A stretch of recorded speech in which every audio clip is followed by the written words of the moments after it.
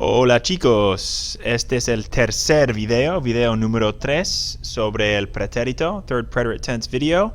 Y hoy nosotros vamos a enfocar, this is what we saw the other day, we're going to focus this time on these spell change verbs, these kar-gar-zar verbs.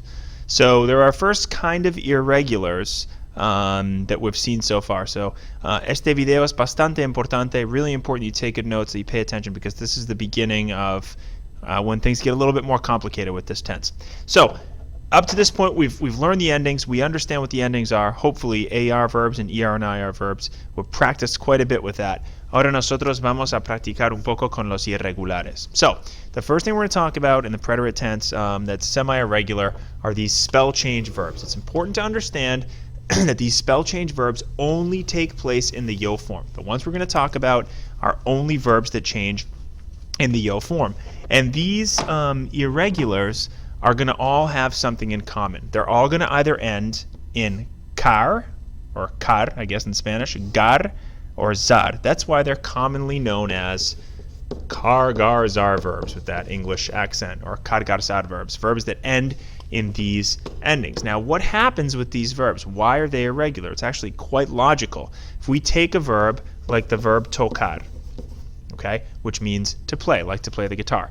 Now, this verb ends in a car, and so when we conjugate it in the preterite tense in the yo form, our first inclination is to put the root down, we get rid of the AR, and we add our ending. And if you guys remember the preterite tense, you know that your ending is an E with an accent on it.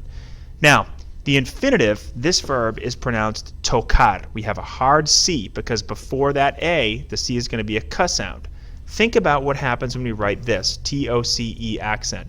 How is this pronounced? Is it pronounced toque? No, it's not pronounced toque, it's pronounced tose, because the C in front of an E or an I is going to take a S sound. This is something that we talked about earlier in the year with pronunciation. We looked at all those pictures. So the only way to make this a K sound is by replacing the C with a QU, and then we have our ending down. So what happens with these car verbs? Car verbs, verbs that end in a CAR, car verbs, change from a C to a QU. That is the rule. Now, as much as I like rules and how they're important, it's more important that you understand the reason why. That this is a S sound and this is a K sound. That is more important to me. Okay, so those are our car verbs. That's what happens with those. What about verbs that are gar verbs, verbs that end in a GAR? Well, it's a similar situation. Let's take a verb like the verb pagar, which means to pay. And we want to conjugate that in the yo form in the present tense. We want to say I paid. And so if we want to say I paid, we are going to once again go to the root of the verb, which is pag, and we're going to add an E on the end. When we add this E on the end, we want this to be pronounced page, but it's not pronounced page. It's pronounced how? Think about it. It is pronounced page, because the G in front of an E or an I takes a ch sound. So we don't want that sound. What is the only way that we can make a g sound in front of an E, like in the word guerra, for example, or guisante, words we saw in previous lessons? The only way to do that is by putting a U in between the G and the E. Now we have page, which means I paid. This is the correct conjugation to this verb. So what's the rule for this one? If you're a rule person, words that end in a GAR, the G changes to a GU to maintain that hard G sound. That's our rule. Page. Okay? Now, the last category is the one that might be the most difficult to understand because it doesn't you can't really see it as clearly for these. You just got to take my word for it. So, zar, there's a lot of verbs in Spanish that end in a ZAR. And a good example of that is the word empezar. Empezar, to begin or to start. You want to say, I started my homework at 8. So, your natural inclination, just like we've done with the other ones, is to go to the root of the verb and add your ending. Now, how is this pronounced? This is pronounced empecé. Empecé. The infinitive is pronounced empezar. It doesn't look like there's any problem with that, and realistically in modern Spanish there isn't.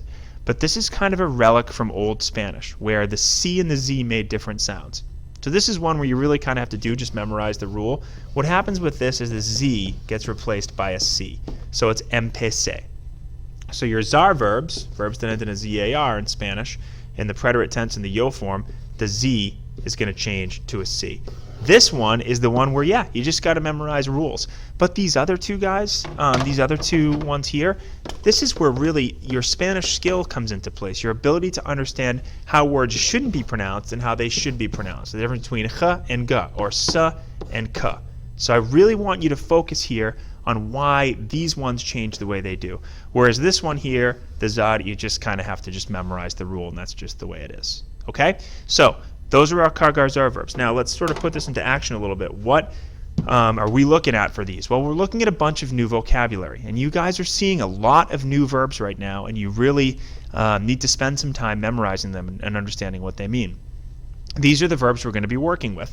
You see here a list of verbs that end in a CAR. You see here verbs that end in GAR and ZAR.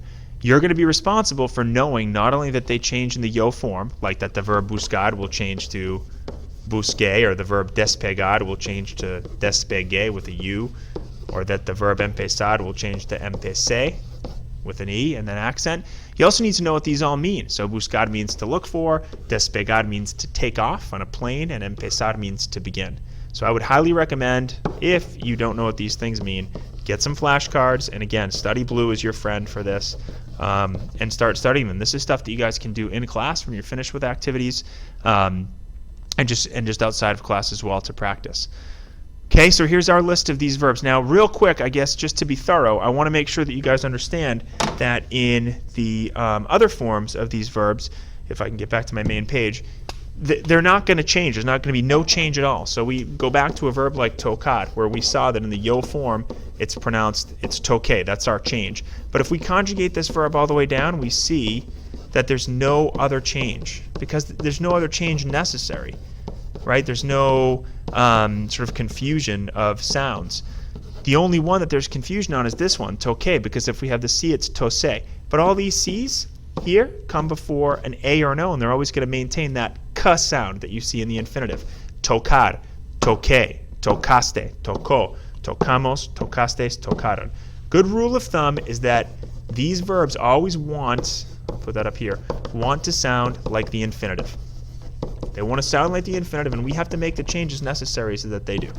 Okay? Muy bien. Muchas gracias por su atención. Nos vemos en clase. Make sure you have these notes in your screencast notebooks, and be ready to be either practice with these or maybe even a quick quiz on it. Muchas gracias por su atención. Nos vemos en la próxima clase. Chao.